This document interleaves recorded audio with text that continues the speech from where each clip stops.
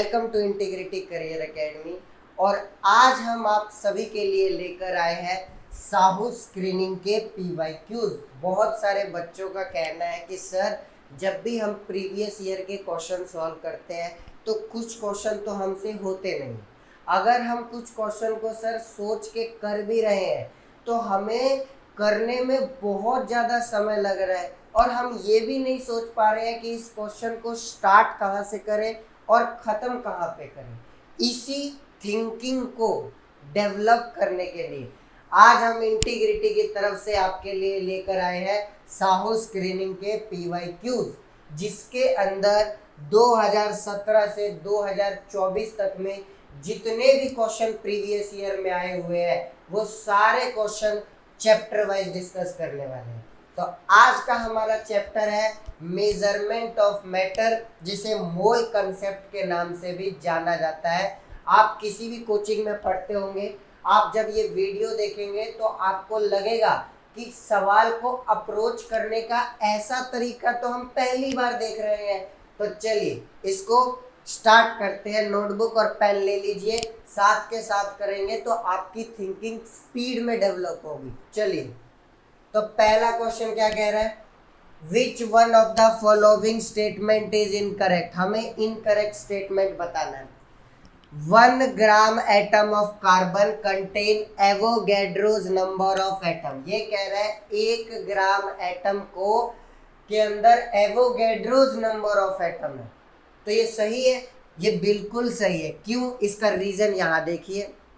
क्या होता है कि ना, मोलर मास जानते हैं आप? मोलर मास, एक मोल के मास को मोलर मास कहा जाता है।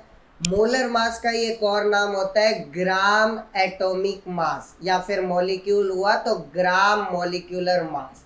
तो इसका मतलब ये है कि अगर किसी के आगे ग्राम लग जाता है तो वो मोल को रिप्रेजेंट करता है। इसने कहा 1 ग्राम एटम, इसका मतलब ये कहना चाहता है 1 मोल एटम। और हम सभी जानते हैं कि 1 मोल एटम के अंदर एवोगैड्रोज नंबर ऑफ एटम्स होते हैं। डेट मीन पहला हमारा सही है। ओके, सेकंड देखो, 1 mole of oxygen gas contain Avogadro's number of atom.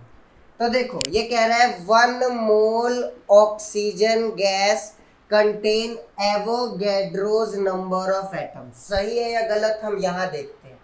1 mole oxygen atom में 1 मोल ऑक्सीजन में एवोगैड्रोज नंबर ऑफ ऑक्सीजन होंगे। लेकिन सर जो ये एवोगैड्रोज नंबर ऑफ ऑक्सीजन आया है ये तो मॉलिक्यूल का आया है, क्योंकि O2 को मॉलिक्यूल कहते हैं। पर ये नंबर ऑफ एटम कह रहा है, गलत कह रहा है, इसीलिए सेकंड वाला एक गलत हो गया। समझ पा रहे हो? अरे भैया O2 मॉलिक्यूल है तो एवोगैड्रो नंबर मॉलिक्यूल ही तो बताएगा। हाँ, लेकिन यहाँ एटम की बात कह रहा है, इसलिए दूसरा गलत हो गया। तीसरा देखो, 1 mole of hydrogen contain Avogadro number of atom. क्या कह रहा है कि 1 मोल हाइड्रोजन के अंदर एवोगैड्रो नंबर ऑफ एटम होंगे। ये बिल्कुल सही है।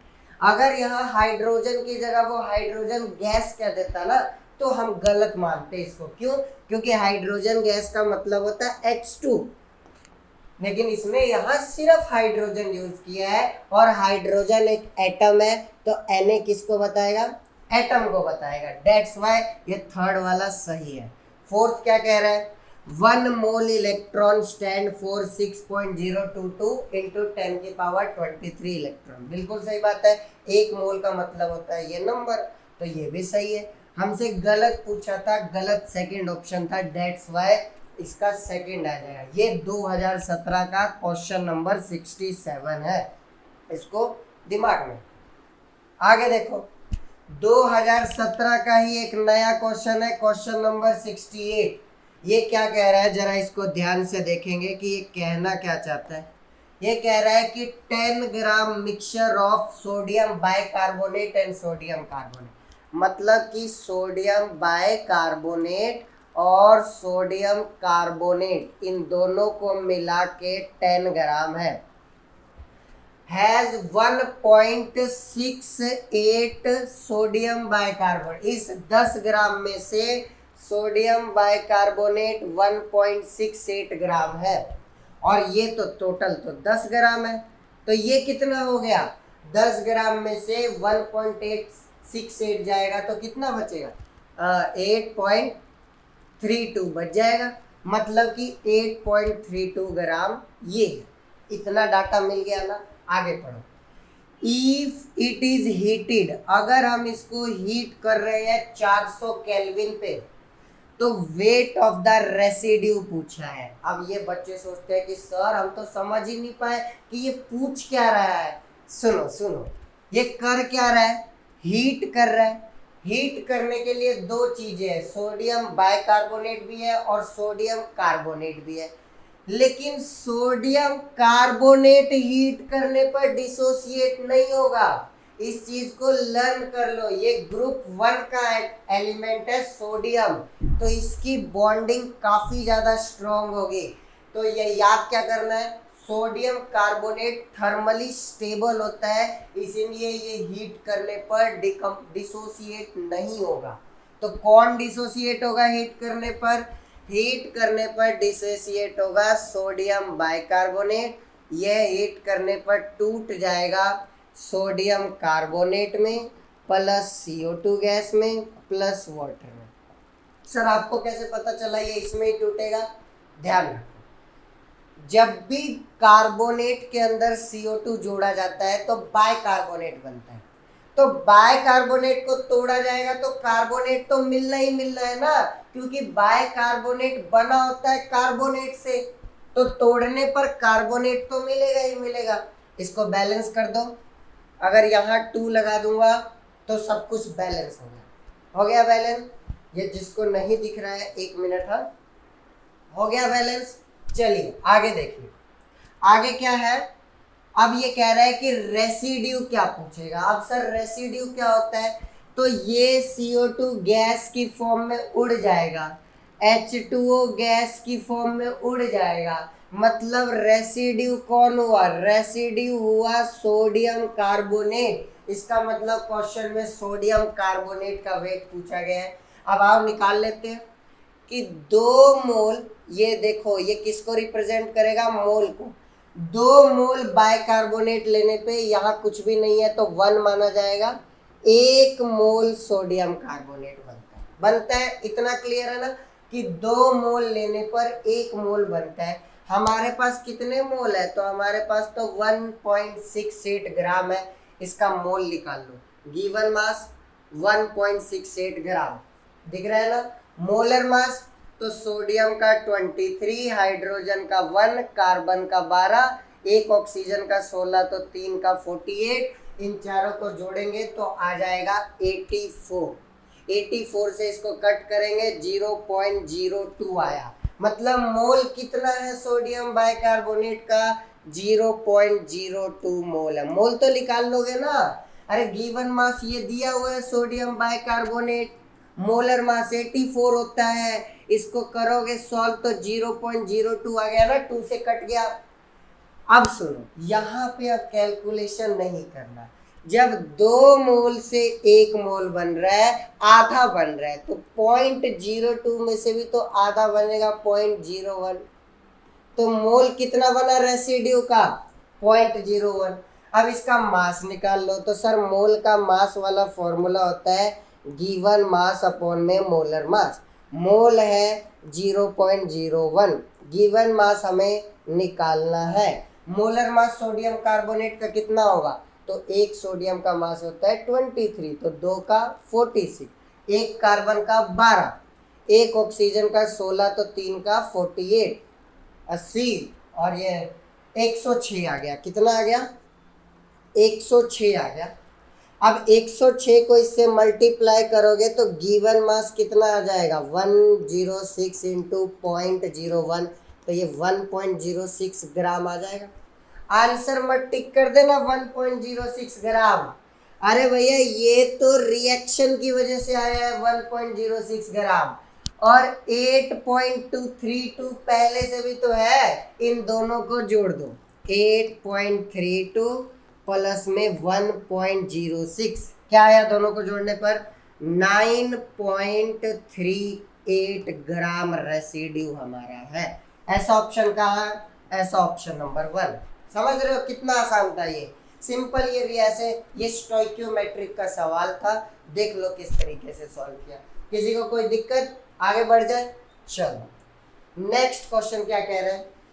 जीजे सॉल्ट इज फॉर्मुलेटेड। ओके, एक सॉल्ट है जिसका फॉर्मुलेट किया गया है KPtCl3 और साथ में CH2 डबल बॉन्ड CH2, ऐसा फॉर्मूला है जीजे सॉल्ट का। इसके बारे में अभी इतना याद रखो कि ये कैंसर के ट्रीटमेंट में यूज होता है। ओके, क्या बोल रहा है? What is the mass of its 10 molecule. 10 molecule का मास पूछ रहा है, तो पहले एक का जोड़ ले, और जोड़ लेते हैं। पोटेशियम का मास इसने दिया है 39, प्लेटिनम का मास 195, क्लोरीन का मास क्या है जल्दी बताओ? क्लोरीन का मास है 35.5, हमारे पास 3 क्लोरीन है, तो 35.5 को 3 से मल्टीप्लाई करेंगे, कितना आएगा? 15, 15 एक 16 है, तो ये कितना आ जाएगा? 15, 15 एक 16, 5 3 15 और एक 16, एक ये कितना आ जाएगा? 116.5, ठीक है ना? ओके, नहीं नहीं नहीं, 106.5 आ जाएगा, 106.5। कितने कार्बन है? 2 कार्बन है, तो 2 कार्बन का मास कितना हो गया? 24। हाइड्रोजन कितने हैं? 4 हाइड्रोजन है, तो 4। इन सबको जोड़ो, कितना आएगा? तो आप जोड़ लेते हैं एक बार, इन सबको जोड़ लेते हैं। 4 और 4 8, 8 और 6 14, 14 और 5 19, 19 और 9 28, तो यहाँ 8 आ गया, 2 कैरी, 2 और 9 11, 11 और 3 14, 14 और 2 कैरी था ना, तो 14 और 2 16, 3 बच गया 16, 1 1 2 और 1 कैरी, 368.5 इसका मास आया। कितना आया? 368.5। अब आप खुद बताओ कि ये जो मास आया ये किस में आया है? तो सर जो ये 368.5 आप कह रहे हो ये AMU में आया है, डाल्टन मास आया है, लेकिन ऑप्शन तो सर ग्राम में पूछ रहा है। बिल्कुल इजी, एकदम इजी। 1 AMU का मास कितना होता है? 1 AMU का मास होता है 1.67 इंटू 10 की पावर -24 ग्राम। ये आपको लर्न रखना है कि एक डाल्टन मास कितने ग्राम के बराबर होता है। तो अब हमें इतने का निकालना है, तो मल्टीप्लाई कर दो। 368.5 को 1.67 इंटू 10 की पावर -24 से मल्टीप्लाई कर देना, आंसर आ जाएगा। कर ले क्या एक बार? यहाँ पे कुछ है आंसर लाने के लिए? नहीं, एक मिनट। हाँ चलो इसको सॉल्व कर लेना, यहाँ पे ग्राम में आंसर आ जाएगा। और मैं एक बात और बता देता हूँ, इन चारों में से कोई सा ऑप्शन मैच नहीं करेगा, क्योंकि यहाँ मिस प्रिंटिंग दिख रही है मुझे, क्योंकि ये 6 के समथिंग आएगा ये, और यहाँ पे 5 तक दे रखा है, तो आप कैलकुलेशन कर लेना, आंसर आ जाएगा। यहाँ मिस प्रिंटिंग कहीं तो है, क्योंकि समथिंग 6 पॉइंट समथिंग आंसर आना चाहिए। ठीक है, आप सॉल्व कर लेना, ये अप्रोच है। नेक्स्ट क्वेश्चन देखो, ये कह रहा है कि एक एलिमेंट ए है जिसके पास 9 प्रोटॉन है, 9 इलेक्ट्रॉन है और 10 न्यूट्रॉन है। ठीक है, वो मिस प्रिंटिंग है न्यूट्रॉन की स्पेलिंग। और एक दूसरा एलिमेंट बी है जिसके पास 12 प्रोटॉन है, 12 इलेक्ट्रॉन है और 12 ही न्यूट्रॉन है। अब हमसे पूछ रहा है कि ए और बी का बताओ, ए और बी के बीच का फॉर्मूला बताओ, यही पूछ रहा है। आओ देखो, ए का प्रोटॉन, जिसका जब भी आपको वैलेंसी निकालनी हो ना, प्रोटॉन का नंबर देखो, 9 प्रोटॉन है, मतलब ए का एटॉमिक नंबर 9। एटॉमिक नंबर 9 कौन होता है? फ्लोरीन। फ्लोरीन का वैलेंसी 1। क्लियर। बी का देखो प्रोटॉन नंबर 12। 12 किसका होता है? मैग्नीशियम का। मैग्नीशियम की वैलेंसी 2। तो अब आपको फॉर्मूला बनाते समय इतना तो मालूम है ना कि मेटल को पहले रखा जाता है और नॉन मेटल को बाद में रखा जाता है। तो मेटल बी है तो फॉर्मूला बनेगा तो लेफ्ट हैंड साइड बी और राइट हैंड साइड ए, ऐसे रखा जाएगा। बी की वैलेंसी सेट 2, ए की वैलेंसी 1, क्रॉस मल्टीप्लाई करवाएंगे तो फॉर्मूला क्या बनेगा BA2। ऐसा ऑप्शन देख लो, ऐसा ऑप्शन फर्स्ट है तो ऑप्शन नंबर फर्स्ट आ जाएगा। ठीक है, आगे बढ़ते हैं। Pick out the correct statement from the following, इनमें से कुछ करेक्ट स्टेटमेंट बताना है। पहला क्या है देखो, atomic mass of carbon is equal to atomic mass of beryllium and atomic mass of helium. ये कह रहा है कि मास ऑफ कार्बन जो है वो मास ऑफ बेरिलियम प्लस में मास ऑफ हीलियम के बराबर होता है। आओ देख लेते हैं। बेरिलियम का मास होता है 9, हीलियम का मास होता है 4, टोटल कितना आ रहा है 13, लेकिन कार्बन का मास तो 12 होता है, बराबर नहीं है। पहला ऑप्शन गलत है, गलत है। दूसरा देखो, दूसरा कह रहा है कि कार्बन का जो एटॉमिक नंबर है, जो एटॉमिक नंबर है कार्बन का वो 6 + 2 के बराबर है। कैसे 6 + 2, तो 8 हो जाएगा और कार्बन का एटॉमिक नंबर तो 6 होता है। ये भी गलत हो गया, सेकंड ऑप्शन भी गलत। तीसरा कह रहा है atomic mass of nitrogen is 7, गलत हो गया क्योंकि नाइट्रोजन का मास 14 होता है, नंबर 7 होता है, तीसरा भी गलत। चौथा देखो क्या कह रहा है, चौथा कह रहा है कि atomic mass of carbon, carbon का atomic mass is equal to sum of beryllium का एटॉमिक मास प्लस में हीलियम का एटॉमिक मास माइनस में हाइड्रोजन का एटॉमिक मास। सॉल्व करेंगे, बेरिलियम का होता है 9, हीलियम का होता है 4 और हाइड्रोजन का होता है 1। इन तीनों को सॉल्व करेंगे तो 12 आएगा और कार्बन का मास भी 12 होता है। फोर्थ सही है, इसीलिए हमारा आंसर 4 आ जाएगा क्योंकि इसने करेक्ट ही पूछा था। ये 2018 का 80वां क्वेश्चन है, 80 नंबर। आगे देखो क्या कह रहा है ये कह रहा है एक रिएक्शन, ऐसा सवाल जब भी आए ना पहले रिएक्शन लिखो। रिएक्शन यहाँ लिख देते हैं, आओ। Sodium sulphate plus calcium chloride जिससे बन रहा है कैल्शियम सल्फेट प्लस NaCl, ये बन रहा है, इसने पहले से ही बैलेंस किया है। तो ऐसा सवाल जब भी आ रहा है ना, आप पहली लाइन क्या लिखोगे, ध्यान से सुनो। पहली लाइन लिखो, इसके आगे कुछ नहीं दिख रहा 1, इसके आगे कुछ नहीं दिख रहा 1, इसके आगे कुछ नहीं दिख रहा 1, इसके आगे कुछ दिख रहा है 2, ऐसा है। पहली लाइन आप यही लिखो कि इसका 1 मोल इसके 1 मोल से कर रहा है तो इसका 1 मोल बन रहा है और इसका 2 मोल बन रहा है। पहली लाइन आप इसी को लिखो हमेशा, जब भी स्टोइकियोमेट्रिक का सवाल आ रहा है, इतना तो हर सवाल में लिखना है। अब देखो, अब क्या करो, अगर आपको ऑप्शन ग्राम में दिख रहे हैं तो आप इस मोल को ग्राम में कन्वर्ट कर दो। क्या कह रहा हूं मैं, अगर ऑप्शन ग्राम में दिख रहे हैं तो इस मोल को ग्राम में कन्वर्ट कर दो। 1 मोल का मास लिख दो यहाँ पे, तो कितना होता है सोडियम सल्फेट के 1 मोल का मास, कैलकुलेट करना पड़ेगा। अब इधर कैलकुलेट करते हैं।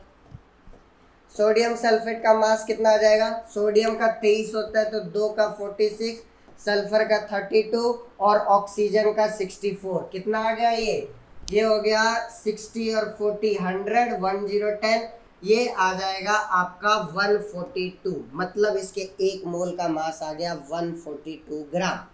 क्लियर, इसका कैलकुलेट करो CaCl2 का, कैल्शियम का 40 और Cl2 का 71, ये आ गया 111 ग्राम, इसका आ गया 111 ग्राम। इसका कैलकुलेट कर लो कैल्शियम सल्फेट का, तो कैल्शियम का होता है 40, सल्फर का होता है 32 और इसका होता है 64। आओ 60 और 40 100 हो गया, इसका आ गया कितना आएगा, 1 मिनट, हाँ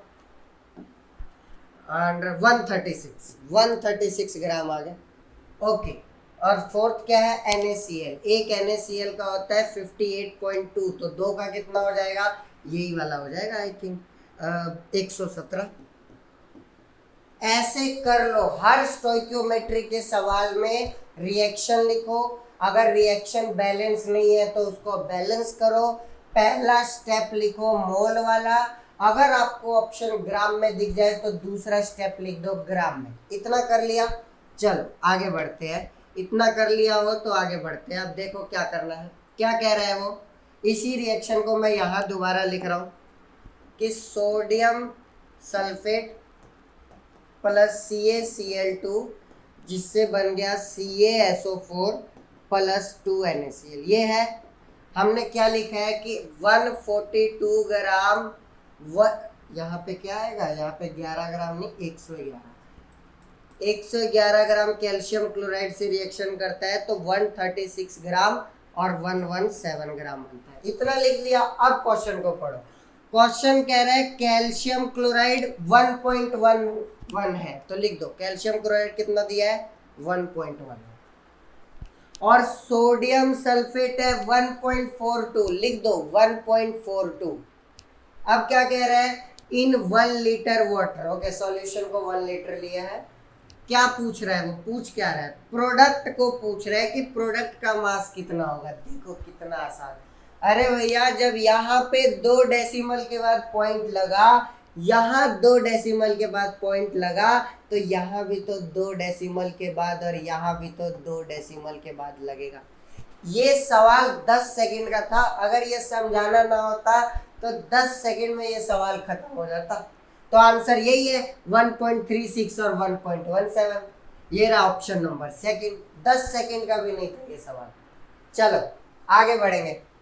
नेक्स्ट सवाल क्या कह रहा है, the mass of oxygen gas that would be required to produce enough carbon monoxide. अच्छा, पहले ऑक्सीजन का यूज करके कार्बन मोनोऑक्साइड बनाना है, which completely reduce 1.6 kg Fe2O3। Okay again आ गया स्टोइकियोमेट्रिक। सबसे पहले वही स्टेप, रिएक्शन लिखेंगे Fe2O3 प्लस CO जिससे बन रहा है 2Fe प्लस में 3CO2।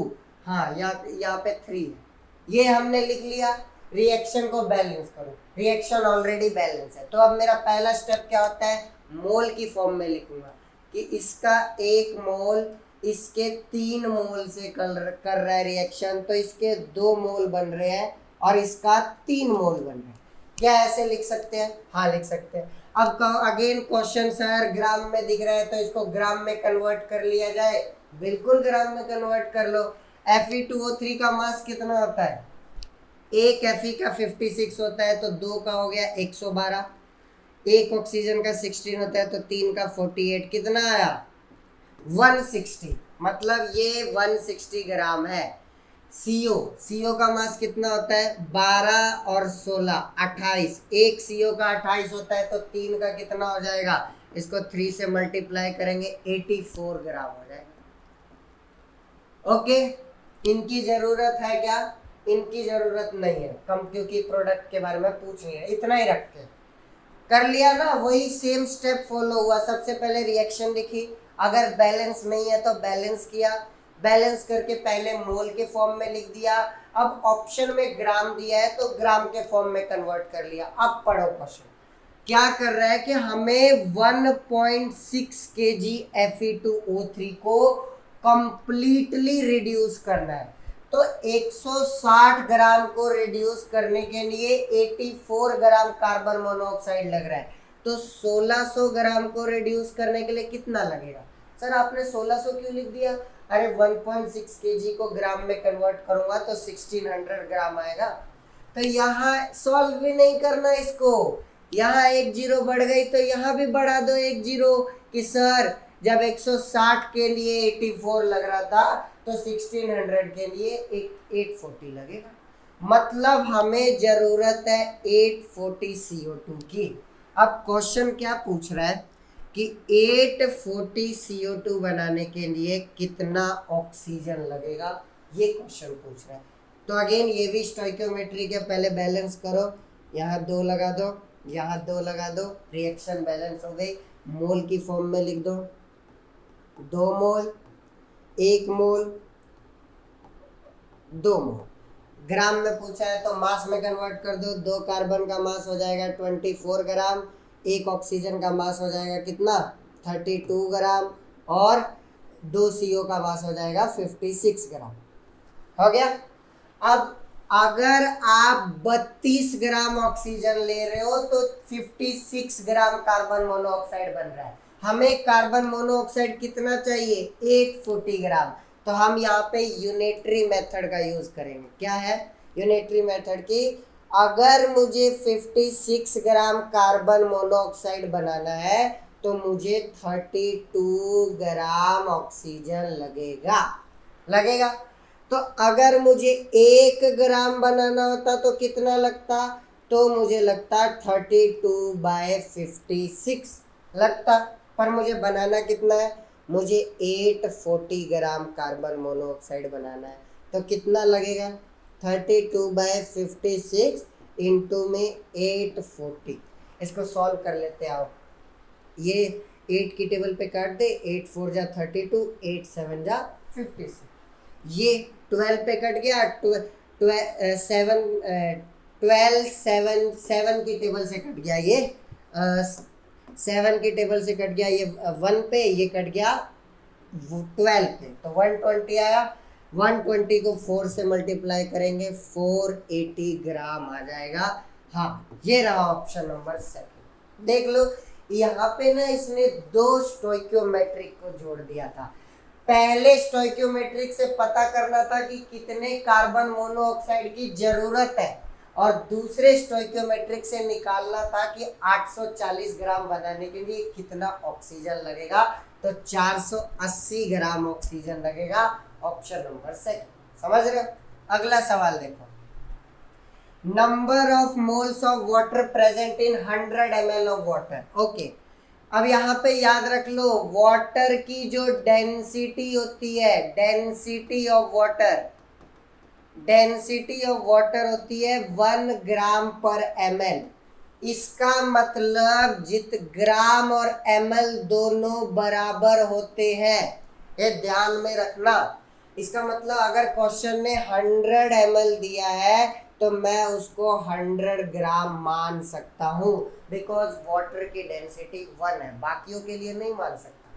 तो अब मास दिया ही है, मोल पूछा है, तो फॉर्मूला लगा दो मोल का मास वाला, गिवन मास अपॉन में मोलर मास। गिवन मास कितना है, क्वेश्चन ने कितना गिवन मास दिया है 100 ग्राम। मोलर मास कितना है, H2O का मोलर मास कितना होता है, तो एक हाइड्रोजन का मास 1, तो 2 का 2, एक ऑक्सीजन का 16, तो टोटल कितना हो गया 18। 18 को 100 से डिवाइड करो, 5 पे जाएगा तो आंसर आ जाएगा 5.5 मोल। 10 सेकंड का सवाल समझ रहे हो। देख लो नेक्स्ट, देखो how many molecules are there in 147 gram of sulphuric acid. Okay, ऐसा सवाल जब भी आए तो पहला फॉर्मूला वो लगाओ जो दिया है, मास दिया है ना, तो पहला फॉर्मूला मोल का मास वाला लगाओ, गिवन मास अपॉन में मोलर मास। गिवन मास कितना है 147 ग्राम। मोलर मास कितना होता है H2SO4 का, निकाल लो। H2SO4 का मोलर मास पूछ रहा है, एक हाइड्रोजन का 1, तो 2 का 2, सल्फर का 32 और 16 4 जा 64, इन तीनों को जोड़ेंगे 98 आ जाएगा। मोलर मास कितना है 98। इससे इसको काटोगे तो ये अप्रोक्स कितने पे कट रहा है, ये 3 पे कटेगा, ये 2 पे कटेगा। देख लेना, मैंने 40, क्योंकि मुझे मालूम है ये 49 से कट जाएगा, तो मैंने 3/2 काट दिया। तो मेरा मोल कितना आया, मेरा मोल आया 3/2 मोल। अब मुझसे पूछ क्या रहा है, मुझसे पूछ रहा है वो मॉलिक्यूल। बहुत सिंपल है, 1 मोल H2SO4 में कितने मॉलिक्यूल होते हैं 6.02। अच्छा, इसने कहा है वोगैड्रो नंबर को ऐसा लो तो हम पॉइंट वाला नहीं लेंगे। 1 मोल में आता है 6 × 10⁻23 मॉलिक्यूल्स। अगर 1 मोल में इतने मॉलिक्यूल्स है तो 3/2 मोल में कितने होंगे, मल्टीप्लाई कर दो 3/2 मोल से। तो जैसे ही हम 3/2 से मल्टीप्लाई करेंगे 6 × 10⁻23 को, 2 3 जा 6, 3 3 जा 9, 9 इंटू 10⁻23 मॉलिक्यूल्स हमारा आंसर होगा। मैं जानता हूँ ये सवाल सभी को आता होगा क्योंकि ये बहुत आसान सवाल है। चलिए क्लियर है ना, आगे बढ़ते हैं। नेक्स्ट सवाल, if water sample are taken from sea, river and lake, they were be found to contain hydro. ये कह रहा है हमने सी से वाटर लिया, रिवर से वाटर लिया, लेक से वाटर लिया, ठीक है, तीनों से हमने वाटर लिया और कह रहा है कि तीनों में हाइड्रोजन रेशो ऑक्सीजन जो आया है वो 1:8 आया है। कितना आया है? 1:8। तो ये किस लॉ को बता रहा है? तो भैया जब रेशो सेम आए तो वो लॉ ऑफ कांस्टेंट प्रपोर्शन होता है, तो 28 का सेकंड आ जाएगा। नेक्स्ट देखो, number of ion produce when 2 molecule of aluminium sulphate dissociate in water. Aluminium sulphate का फॉर्मूला होता है Al2SO4 की थ्राइस। हाँ सही है। इसको जब तोड़ेंगे तो 2 एल्यूमिनियम दिख रहे हैं, तो एल्यूमिनियम के कितने आयन बनेंगे? एल्यूमिनियम के 2 आयन बनेंगे। और सल्फेट के कितने बनेंगे? सल्फेट के 3 बनेंगे। अब आप खुद देखो, एक एल्यूमिनियम सल्फेट से 2 एल्यूमिनियम के 3 सल्फेट के बन रहे हैं, तो 2 से कितने बनेंगे? इसके 4 हो जाएंगे और इसके 6 हो जाएंगे। 4 और 6 ऑप्शन नंबर सेकंड। कितना आसान था। चल आगे बढ़ेंगे। नेक्स्ट है, if chlorine atom is available in the form of 2 isotopes इतना, then calculate average atomic. Okay, पहले तो यहां ध्यान दो, एवरेज एटॉमिक मास निकालने का फॉर्मूला क्या होता है वो समझो। फॉर्मूला होता है पहले का मास इंटू पहले की परसेंटेज प्लस में दूसरे का मास इंटू दूसरे की परसेंटेज। अगर 3 लोग होंगे तो ऐसे ही प्लस में लगा के तीसरे का मास इंटू तीसरे की परसेंटेज डिवाइडेड बाय 100 कर देना। आओ देखो अब यहाँ पे सॉल्व करेंगे। पहले का मास कितना है सर? 35 है मास।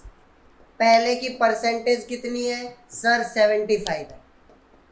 दूसरे का मास कितना है सर? 37 है। दूसरे की परसेंटेज सर 25। ओवरऑल यहाँ पे 100 है, तो 35 को 75 से मल्टीप्लाई करना है। मल्टीप्लाई का कुछ चलो देख लेते हैं। ये क्या है? फॉर्म नहीं, इससे नहीं, मैं कैलकुलेटर ढूंढ रहा था। चलो कोई बात नहीं, आप इधर देखो, इसको इससे मल्टीप्लाई कर दो 75 को 35 से। इस पूरी कैलकुलेशन करने पर मुझे क्योंकि मालूम है 3550 डिवाइडेड बाय 100 आएगा। अब इसको इससे सॉल्व करोगे तो कितना आएगा? 35.5। तो डेट्स वाई ऑप्शन नंबर 4 हो जाएगा। ठीक है, क्योंकि ये मुझे मालूम था, इतना ही याद है, ये तो याद भी करवाया जाता है ना। चलो आगे देखो। ओके, इस बार भी 2 चीजें दी है, चलो हम दोनों को अलग अलग लिख देते हैं। KClO3 को तोड़ने पर KCl प्लस O2 बन रहा है, और Al2O3 को तोड़ेंगे जब हम, सॉरी Al2O3 नहीं है, Al की रिएक्शन करवाएंगे जब O2 से, तो बन रहा है Al2O3। सबसे पहला काम क्या बताया मैंने? रिएक्शन को बैलेंस करो। आओ बैलेंस करते हैं। यहाँ पे 2 ऑक्सीजन है तो यहाँ पे 2 लगा दो, यहाँ पे 3 दूनी 6 ऑक्सीजन हो गया, यहाँ भी 6 कर दो, 2 KCl हो गया तो यहाँ 2 लगा दो। इसको बैलेंस करेंगे, 3 क्लोरीन, 3 यहाँ 2 यहाँ, तो इसको 3 दे दो, इसको 2 दे दो, यहाँ 4। रिएक्शन बैलेंस कर दी। पहला स्टेप क्या बताया था? मोल की फॉर्म में लिखो कि इसका 2 मोल लेने पर इसका 2 मोल बन रहा है और इसका 3 मोल्स बन रहा है। इसका क्या बन रहा है? 3 मोल्स। यहाँ पे लिख दो, इसका 4 मोल लेने पर, इसके 3 मोल लेने पर, इसके 2 मोल बने। मोल्स की फॉर्म में लिख दिया। अब क्वेश्चन पढ़ो। क्वेश्चन क्या कह रहा है? 1 मोल KClO3। हम 2 मोल लिख रहे थे लेकिन क्वेश्चन ने 1 मोल लिया है। ओके, उसको तोड़ रहे हैं। तो जब 2 मोल से ये 2 मोल बन रहा था तो 1 मोल से ये 1 मोल बनेगा, और 2 मोल से ये 3 मोल बन रहा था तो 1 मोल से इसका आधा 1.5 मोल बनेगा, 1.5 मोल। ओके, अब आगे पढ़ो। एक्सेस ऑफ एल, एल को जितना चाहिए उतना ले लो, एक्सेस में दिया हुआ है। एल क्या है? एक्सेस में। अब क्या कह रहा है? Is burnt in the gaseous product. Gaseous product हमारे पास ऑक्सीजन आया, कितना आया? 1.5 मोल। तो यहाँ पे 1.5 मोल ऑक्सीजन यूज होगा।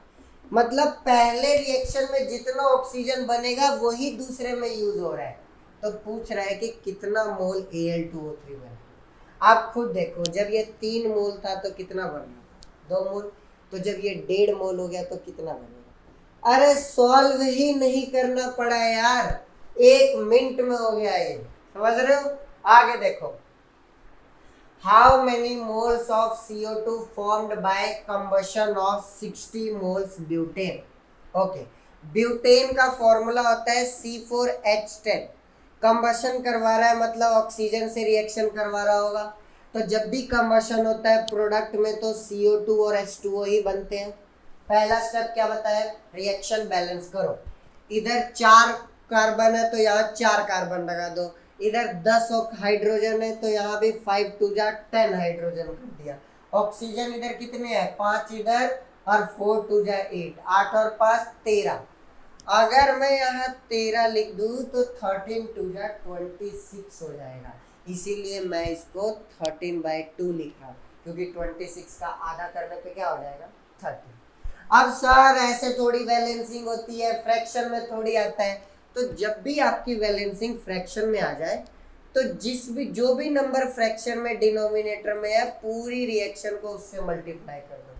पूरी रिएक्शन को 2 से मल्टीप्लाई किया तो क्या हो जाएगा?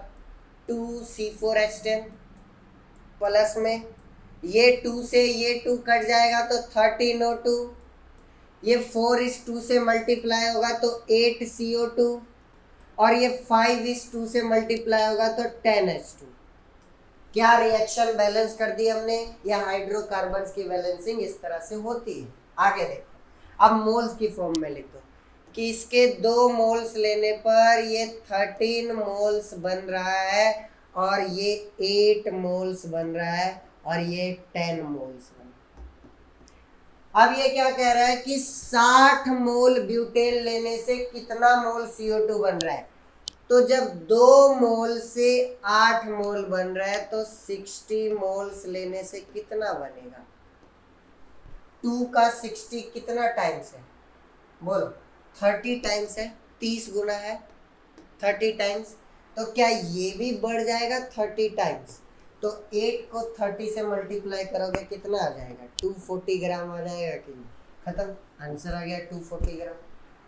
आसान है ना? जिसको ये वाला नहीं समझ आए वो यूनिटरी मेथड देख ले कि 2 मोल ब्यूटेन से